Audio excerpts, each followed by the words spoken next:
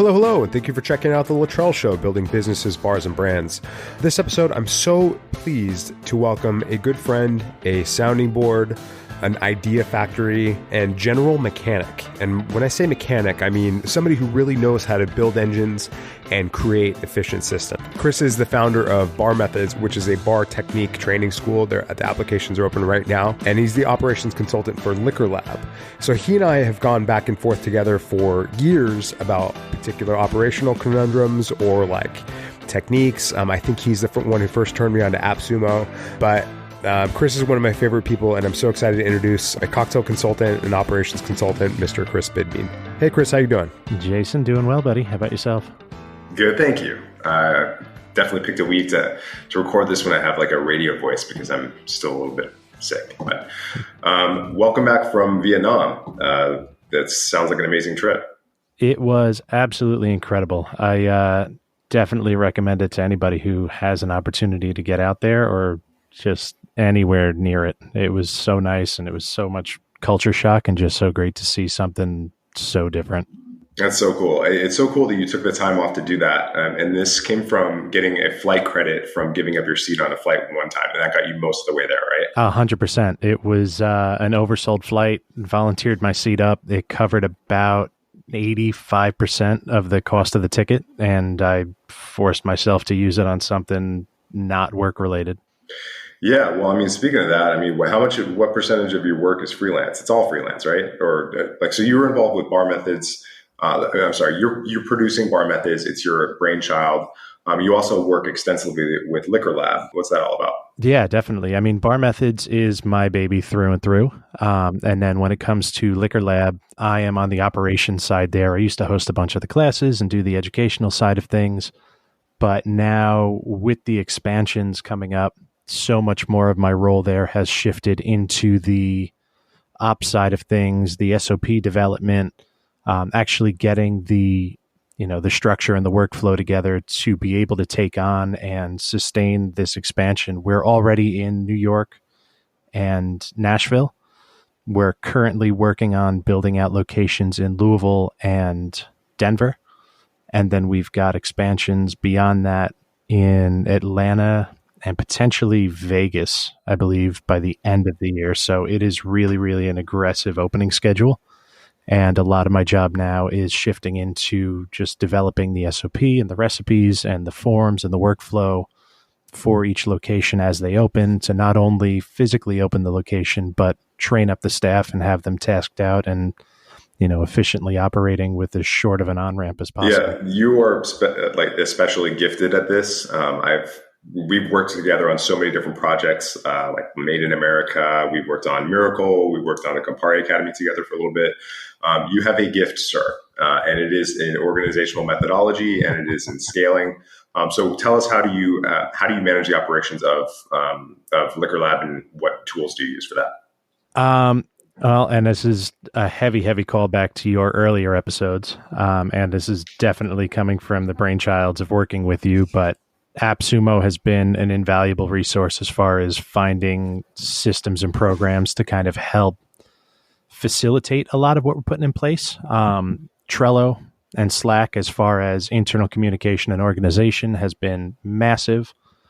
We've even gotten it to the point now where organizationally, as we're keeping the calendar, we've actually built out our own custom calendar in Trello to manage our workflow for our public bookings, our private bookings, pretty much everything short of our staffing. We run the schedule through a Trello board that just kind of emulates a calendar, and then through power-ups and stuff like that feeds into Google Calendar.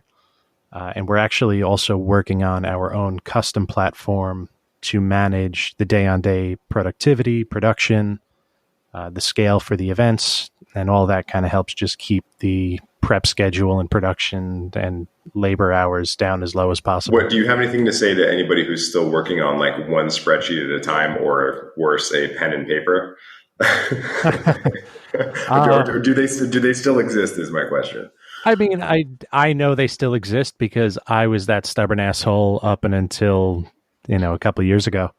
And I know there are people that are fixed in their ways and people that swear that they do it better and this works best for them. And If that's the case, great. If if you've built your room and you've locked the door and you're sitting inside of it and that's all you're doing and you've figured it out, good on you. For everybody else who's actively dealing with the variable change of day to day, there are smarter people that are designing things that have the potential to be more efficient and be more flexible and be more scalable.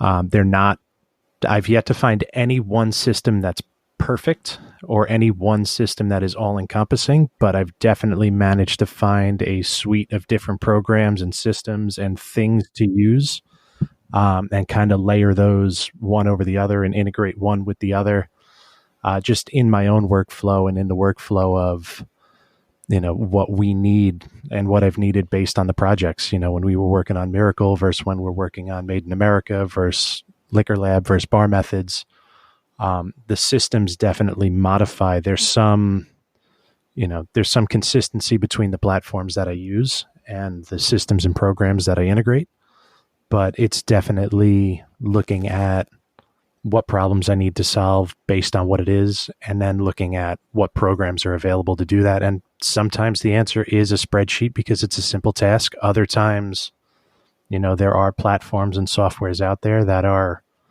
either available for free, that are available for, an early, $50. Yeah, for a real Forever. Early on subscription to it. Or sometimes it's worth the $5.99 a month for the year to really just save the labor hours of sitting there and trying to update lines of code, or God forbid, like my formula 3 sheets deep goes off or someone touches a cell they shouldn't have. And now I've got to spend more time rebuilding the worksheet and figuring out where it went off than doing what I'm supposed to be doing. And now I'm already behind the 8 ball. So yeah, well, you got to protect that range player. That's it. you got to make sure that they can't touch it.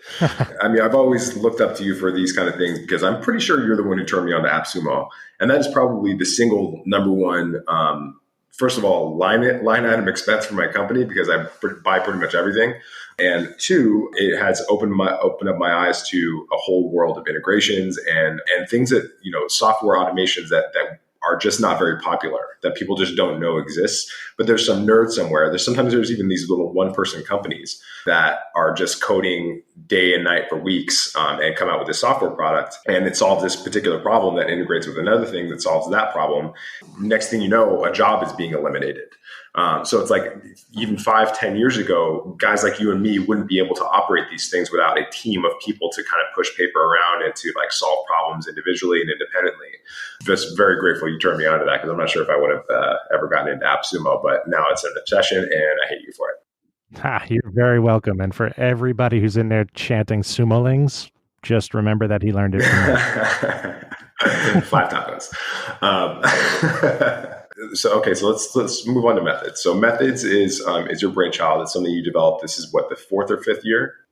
We are going into our 5th year. Okay. And so you came up with an idea that identified a gap in the market as far as training was concerned. Tell me about that.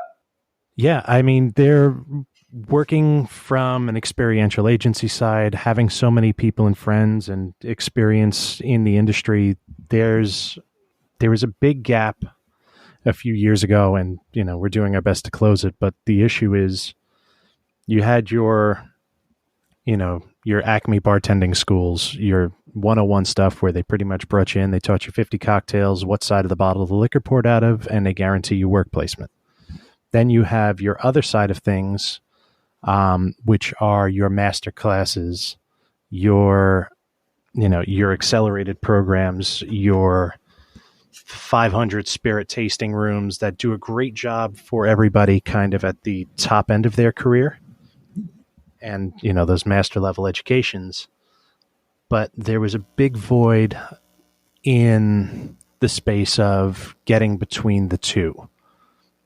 And a lot of it came because the market has blown up so quickly.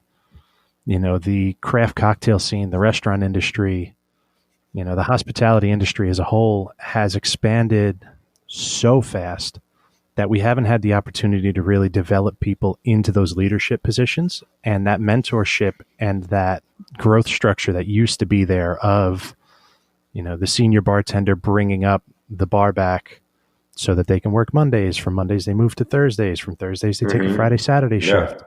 A lot of that has kind of gone the way of the dodo, where now you've got one person who's capable of leading a program whose favorite catchphrase is, I'm working on this project, but I can't talk about it right now. And they're going in, they're onboarding, they're laying in some base programs and opening menu, they're training the opening staff, and the minute the ball is rolling, they're out the door on the next project because they're already backlogged in tasks that they've got to do. So you have these people that come in and they're in place, but there's no one above them to help elevate and to help educate and bring up the people around them. So I wanted to develop a program that put out credible information and put out, knowledgeable peers that can go back and share this knowledge with the people next to them and really just qualify the information that they're learning more so than hoping that they decipher a book the right way or hoping that they clicked on the right YouTube video to learn from. It gave us an opportunity to open up a platform where we've got industry leading people. We've got, top bodies in their field teaching them technique that they specialize in so that when they go back to their bars and their teams and their restaurants, they've gotten validated, good, tested knowledge. And it's a small enough class where you're not just kind of being talked at. Yeah. But you're able to get hands-on, you're able to work with the instructors. We're able to make sure that what you're learning and how you're learning it is really, done in a way that we're guaranteeing you're going home with the information and with the knowledge taught to you correctly. One thing that I always thought was really interesting about bar methods specifically was not only was it technique focused and very community oriented, but also it's not the good old boys club. It's not just like the top 50 bars in any particular market. It seems like you appeal to an audience that's in the secondary, tertiary markets. Like the people come from all over the place. And it's not just the top tier accounts. And I feel like a lot of times they specifically target educational opportunities towards, top performing accounts or prestige accounts. Whereas it's 100% application based. People have to actually make a deposit to ensure and guarantee that they're going to show up. And then it's all very much real life practical application, knowledge. I think that's just wonderful. Thank you. Yeah. And that's 100%. It's fully application based. We've gotten so lucky in being able to put together a platform and just kind of carve out a niche where we're finding the nerds that are out there. We're getting the bodies that are signing up that are actively pursuing knowledge, actively pursuing expanding their career. They're in a market that's blowing up. It would definitely be much easier for me to just focus in on the top 50 national accounts, the top 50 New York accounts. It would be a much easier sell to the brands for me to focus in that way. But it really would be doing, it would be doing bar methods a disservice. It would be doing the reason that I set out to do this a disservice, because there are so many other markets that are up and coming. There are so many people that are up and coming in these smaller markets, secondary, tertiary. I mean, I was really taken aback last year to have two people from Kalamazoo, which prior to last year, I would only say that sarcastically, but I had two amazing operators come out who were opening an establishment out there that came out to make sure that what they were doing was in line with the current standards, that who they were going to be training up and teaching and bringing on board and, onboarding their staff the correct way with the right knowledge. It's really incredible to see what's there. And the biggest takeaway that I've had from it is the smaller markets care. The people that are hungry and looking and going after this information care. They're still thirsty for it. If you look at New York, and, I love living here, but it's tough to find people with the bandwidth to even take on more, because so often they're so busy. I mean, we've really found that the applications coming in are coming from, bigger secondary markets, tertiary markets, where a lot of the chefs and restaurants and groups are starting to go down to and open up new venues and new properties and new outlets. Well, people talk in terms of how busy they are and that they're just crushed and slammed. And, you got to think about like, what do you want to say on your tombstone? Like, do you want to say that you were busy all the time, or do you want to say that you were like present when it mattered, that you explored opportunities that were worth it? And when people say that I'm just too busy for this, what they're really saying is that that's not a priority for me. And that's fine. For sure. And it's like, and bless their hearts for that. That's fine. I remember when I was running around New York as a bartender, I took a lot of educational opportunity. I took a lot of opportunities for granted. But I'm just glad that you're, connecting the dots and like really connecting the people who are interested, who are motivated to give them what they need, and big ups to the brands that support that. Yeah, I had a question for you about, your applications are open right now. How long are they open for? We're having them open for 30 days. So there's about 24 days left on them. So what do you look for in an application? Our applications are actually pretty simple. There's a lot of ways and there's a lot of opportunity for, elegant applications that require lots of words to sell yourself. And that's not what I want.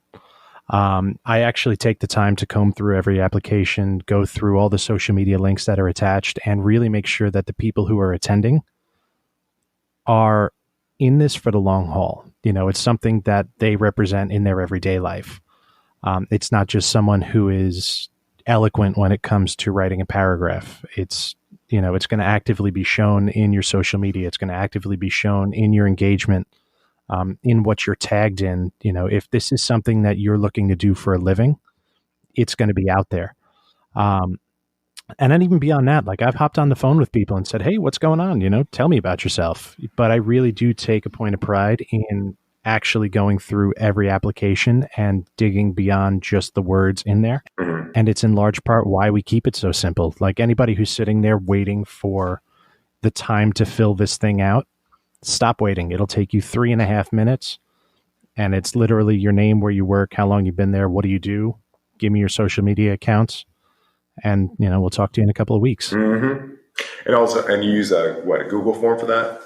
Yeah. So we host up the website on Squarespace, and then that actually integrates directly with Google Forms. So everything just gets populated into a spreadsheet. I have all the data laid out in front of me, nice and easy. And then, I've got a couple of things beyond that for our ticketing system, and, a little bit of our workflow for the onboarding once everybody's accepted. But it's a pretty easy process. And, after 5 years of doing this, we've kind of boiled it down to the easiest, most hands-off way as far as the actual process goes on the backside of things, so that we can take the time and actually go through the applications, and we're not spending it just moving paperwork around and, highlighting columns and building spreadsheets. Yeah, absolutely. I mean, like all that kind of stuff, I just really feel like people don't know most of it can be automated. Speaking of like the engagement rates and stuff like that, and if things go into a Google form, there's actually a formula that you can use to extract the engagement rate, follower count, all that stuff. It's called index reg extract. And there's some wild information that you can get, and you can actually even port that information into other things if you want it. Yeah, 100%. It's actually why I ask for the full URL and not just your @handle. Yeah. So that I can use that format, and it just carries right into the spreadsheet. Right. And then you just copy and paste it all the way down, and then you have everybody's information at a glance. That's it. But like the hardcore digital marketers, they have just really, really wacky stuff with spreadsheets. I'm getting kind of into some other stuff like right now with my BEO and trying to get my getting costing down and stuff like that. But there's just some wildly powerful things that you can do with Google Sheets that I just don't think I think we maybe even use less than 1% of when we use that tool. Oh, 1,000%. And if anybody from Google's listening, I would love to host a class, and Jimmy Palumbo from Heaven Hill did a great job years back when he was managing bars of really opening my eyes to the power that is within this, with it being hosted on the web. Mm-hmm. There are so many integrations that you can pull in from different feeds and different websites to actually like really, really draw some information through and get a lot more data on there than you could in Excel or anything standalone. No doubt. I'm actually giving a chat on this at ICE later this month. So I'm kind of boning up on my Excel skills. I primarily use Google Sheets and Google Drive, but I could dust off my Excel skills. But to your point, I mean, it's like you can put stuff on one spreadsheet that takes information from another source, like a form or something like that. And then you can draw that information as live data via like import range function.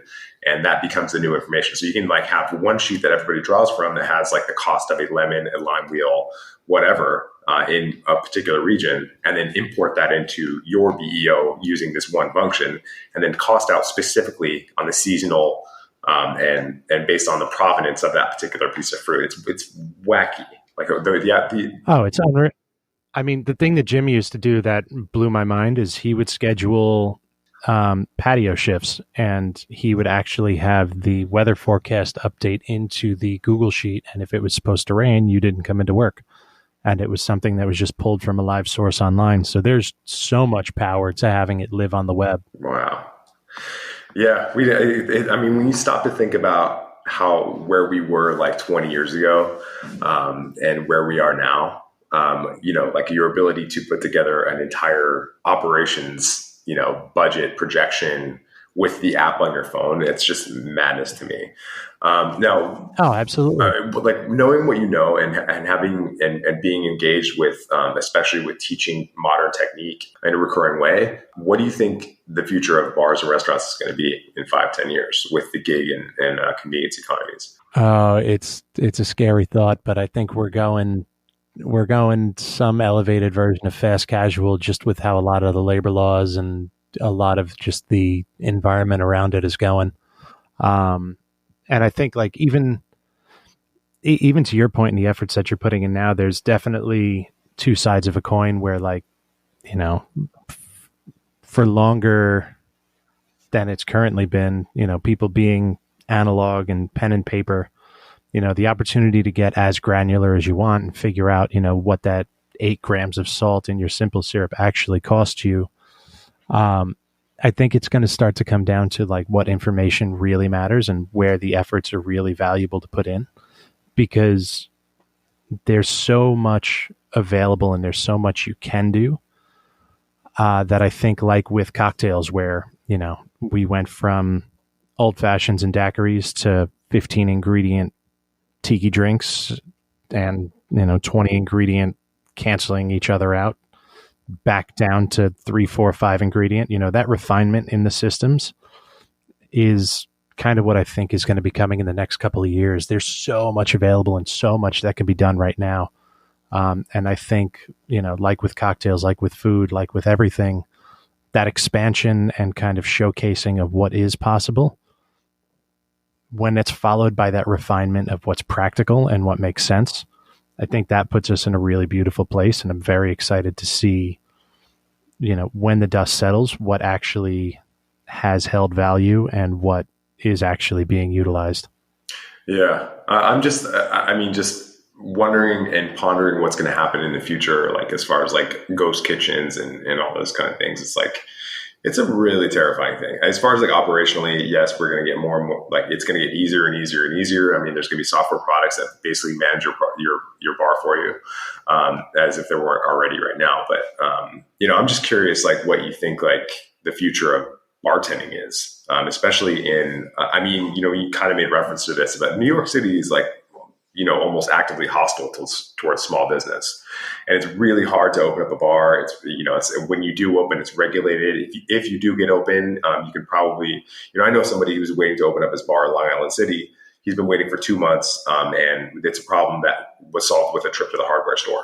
And he has to wait 2 months for National Grid to go and re-inspect it. 100%. And meanwhile, he's sitting on a perfectly functional, turnkey, compliant restaurant, except for that one thing, and he has to wait. Yep. No, it is, and I think it's in large part why there's an exodus from New York.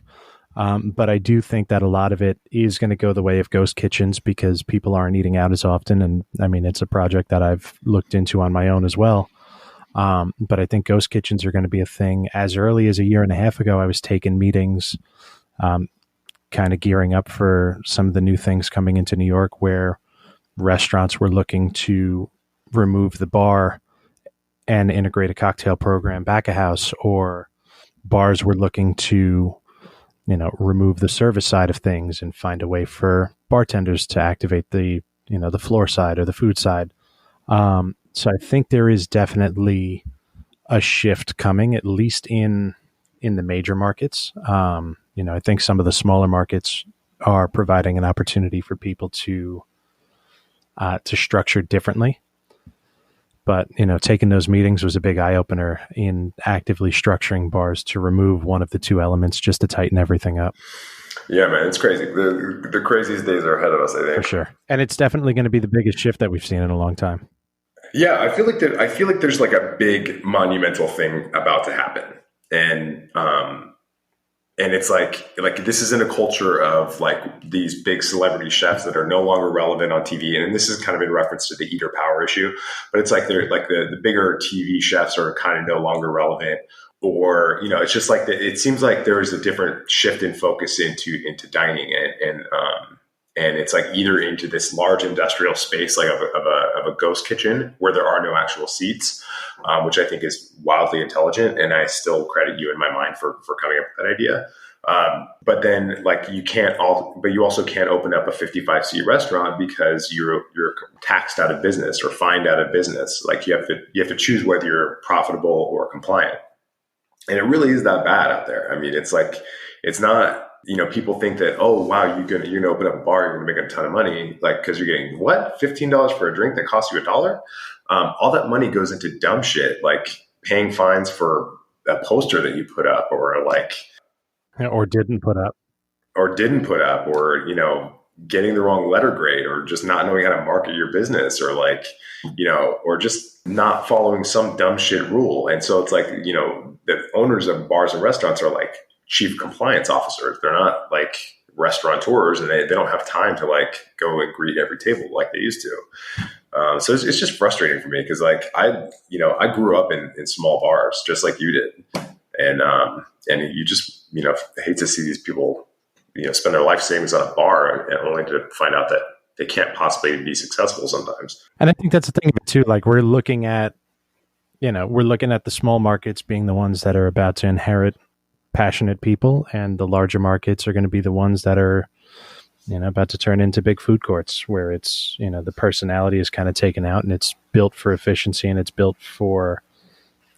turn and burn, and a lot of that touch point and a lot of that relationship and engagement is going to not be commonplace anymore. You're going to have to actively pursue doing that, and it's kind of it's upsetting to see it go that way, but I hope that there's solutions to do it. And some of it's definitely going to be leaning out the staff to open up the opportunities to maintain that. And in other cases, it might just be, totally restructuring. Or if you thought you wanted a restaurant, you're just going to have a bar with snacks. Or if you wanted a restaurant, you're going to have, bottled cocktails. But there's definitely going to be sacrifices and concessions made to what people's original plans were, for sure. So I was asking Naran about this the other day when I was at Dante. And I asked him, like, what is it? How did you find these people that are just bubbly and cheerful and wonderful? Like, how do you find that, or how do you train that? What do you look for when you're hiring people? I mean, passion goes a long way, but I think a lot of it too. And, in opening restaurants, you kind of have that overhire because you don't know what to expect, and then kind of boil down to what's needed, and then you adjust on the fly as you get going. But I think a lot of it is the culture that you create. A lot of it is doing things sensibly, or valuing the opinion of who's coming on board, and the understanding of that you can learn from everybody. You need to guide the ship, and you need to make your decisions. But I think that inclusion of everything, because people are learning faster, they are coming with their own ideas. They're coming on board wanting to do more. And the more that you stifle that, or the more that you try and, really pigeonhole someone into, this is what you do and this is what I need you to do. Like, you need to give people the opportunity to be themselves and be creative, because in this gig economy and in this world of, smaller business and solopreneurs and stuff like that, people are actively pursuing other things. And a lot of these restaurants and a lot of these bars are just platforms for people to kind of jump off from.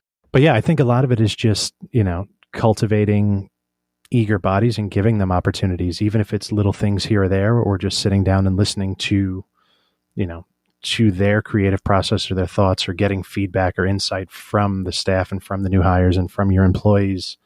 and really kind of, cultivating or just having a culture where those other opinions are valued, because it'll keep people interested in growing that program instead of spitefully coming in and just, doing their job to get their check and going home. Totally. I totally agree with you. I can't, like, at the academy, I'm just like, any opportunity I get to sit down with somebody and say, hey, this is how I do this. I'm like, what I'm trying to do is I'm trying to, like, one, create a mentor-mentee relationship. And two, I'm trying to create an added value in the job that's beyond money.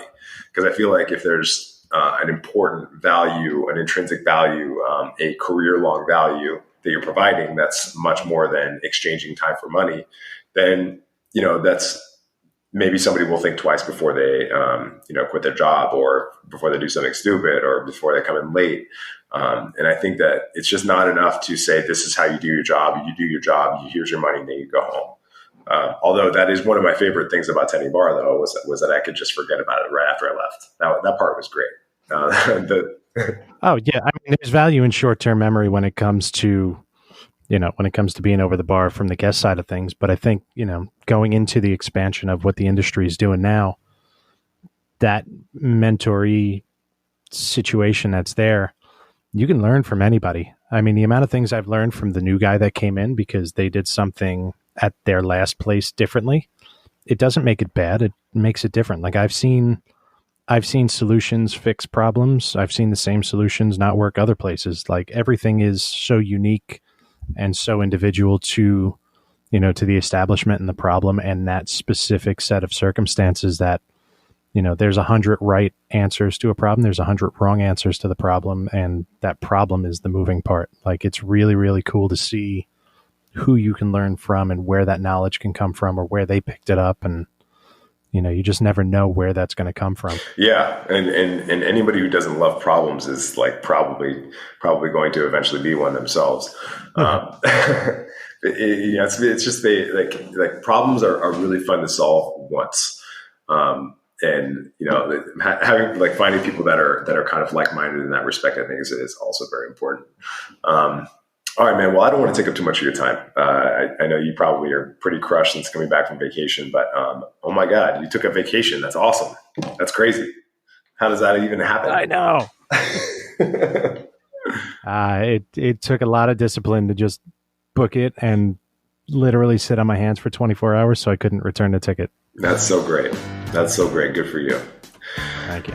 All right, man. Well, thank you so much for being on the show, and I'm sure we will talk very soon. I pretty much can't resist bouncing ideas off of you all the time. But yeah, thank you so much. Yeah, buddy. Sounds good. Be sure to check out Chris Bidmead on the interwebs. His Instagram handle is @itsbidmead. To check out Bar Methods, be sure to apply by September 2nd. That's when the deadline is. And you can find that at Bar Methods on Instagram and Twitter, or search for Bar Methods on Facebook. But the best way is to either check out the website, barmethods.com, barmethods.com, or info@barmethods.com if you want to find some more information.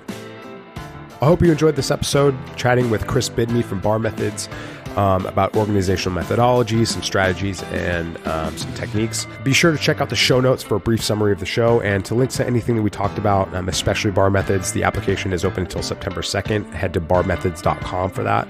I want to keep these shows super short and super dense. If you have any thoughts, questions, or ideas, please be sure to reach out to me at Jason Luttrell on Twitter and Instagram, or search for Jason Luttrell on Facebook and LinkedIn. I'm quite active on all those platforms. I'm even on TikTok. TikTok is amazing. So if you got anything out of our time together, you can thank me by simply sharing this with another person. If you loved the show, please hit the subscribe button wherever you get your podcasts and leave a review or a comment. You would be amazed how much that affects the algorithm. It's actually a big deal. But thank you so much for checking out The Luttrell Show. I hope to see you next time.